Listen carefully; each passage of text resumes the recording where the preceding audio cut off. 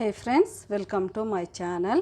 ఈరోజు నేను చేసిన రెసిపీ కరివేపాకు పప్పుల పొడి అన్నము దోశ ఇడ్లీలోకి అయితే మంచిగా చాలా టేస్ట్గా చాలా బాగుంటుంది. కమ్మగా చూడండి ఎంత బాగుందో. ఈ పొడి ఎలా చేయాలనో మీతో అయితే షేర్ చేస్తాను. రండి వీడియోలోకి అయితే వెళ్ళిపోదాం. మా విలేజ్లో చేసే కరివేపాకు పప్పుల పొడి పుల్ల పుల్లగా కారంగా చాలా అంటే చాలా బాగుంటుంది. రండి వీడియోలోకి అయితే వెళ్ళిపోదాం. ఎలా చేయాలనో మీతో అయితే షేర్ చేస్తాను.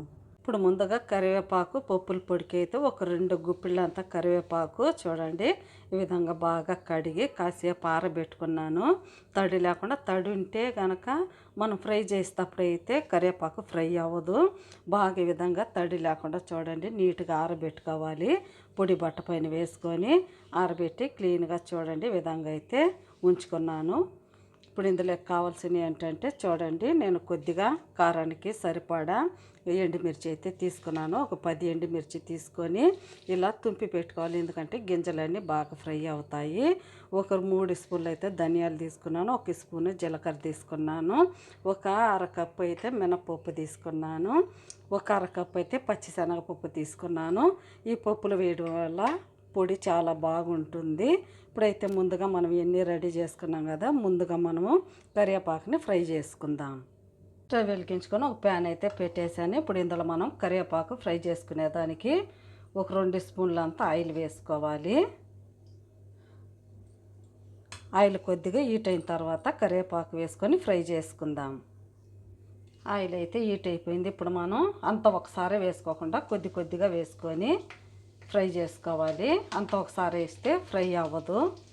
కొద్ది కొద్దిగా వేసుకొని 2 సార్లుగా ఫ్రై చేసుకుందాం. మనకి కరివేపాకు బాగా క్రిస్పీగా రావాలి. అప్పటి వరకు ఫ్రై చేసుకుందాం. మంటని హైలో పెట్టకుండా కొద్దిగా మీడియంలో పెట్టుకొని ఫ్రై చేసుకోవాలి. హైలో పెడితే తొందరగా మాడిపోతుంది. కరివేపాకు అయితే స్మెల్ అంతగా బాగుండదు. మీడియంలో పెట్టుకొని మంచి మనకి క్రిస్పీగా వచ్చే వరకు ఫ్రై చేసుకుందాం. చూడండి ఇంకా కొద్దిగా అయితే ఫ్రై అవ్వాలి. ఎంత వేసామో ఎంత అయిపోయిందో చూడండి. కరివేపాకు ఫ్రై అయిపోతే చాలా వరకు తగ్గిపోతుంది. చూడండి ఎంత అయిపోయిందో. కొద్దిగా బాగా క్రిస్పీగా వచ్చే వరకు ఫ్రై చేసుకోవాలి. ఇంకా అయితే ఫ్రై అవ్వలేదు.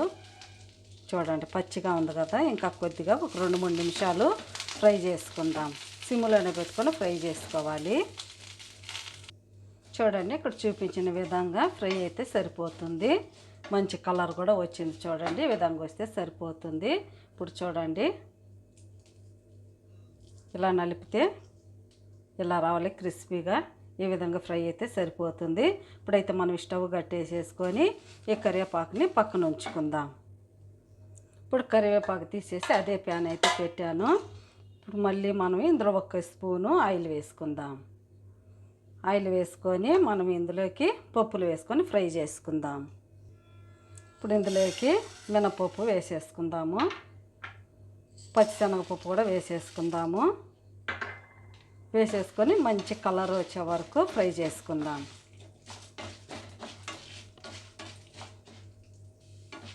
పప్పులను కూడా బాగా మంచి కలర్ వచ్చే వరకు ఫ్రై చేసుకోవాలి. మాడకూడదు.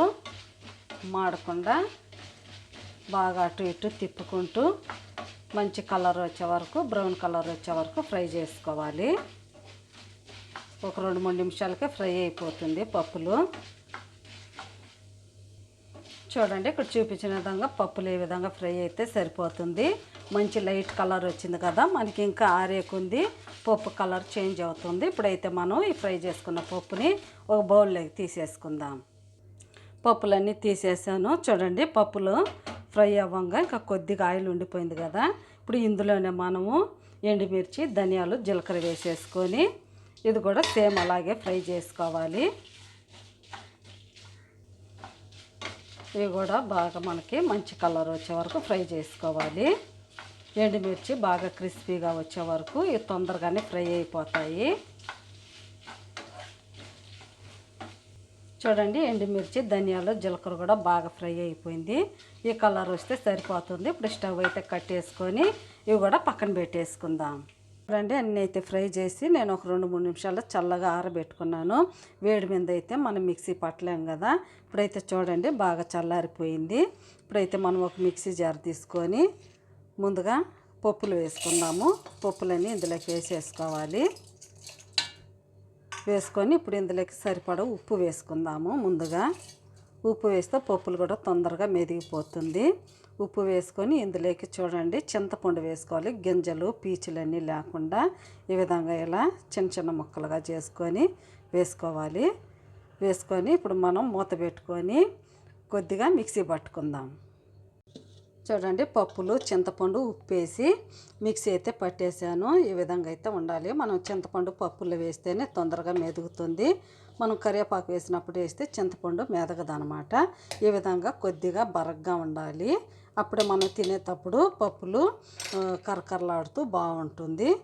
ఇప్పుడైతే మనం ఈ ఫ్రై చేసుకున్న మిరపకాయలని కరివేపాకుని అన్నీ ఇందులోకి అయితే వేసేసుకోవాలి.